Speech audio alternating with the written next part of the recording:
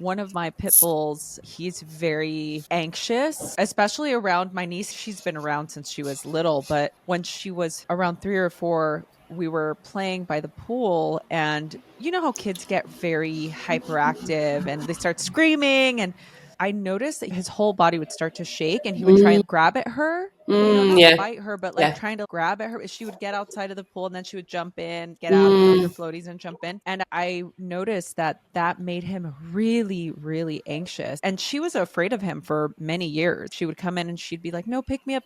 I'm scared. Kind of had this thing until my mother-in-law house sat a couple years ago, and she didn't know that we would keep them away from each other. And I remember calling and being like, hey, when my niece gets there, make sure you pick her up because she's kind of afraid of yeah. him and he gets very anxious. And she was like, oh no, they're totally fine, she's already here. Yeah. And I'm Yeah. like, wait, what? Yeah. And then ever since that, we've sort of relaxed. And it's so interesting when we're relaxed, our niece is relaxed and the dog's relaxed, and it just Mm, creates a whole energetic yeah. field. Because they'll pick up on that and that observational knowledge. If you're stressed, they're like, I'm stressed. And that ties back into parents shielding their children from the outcome.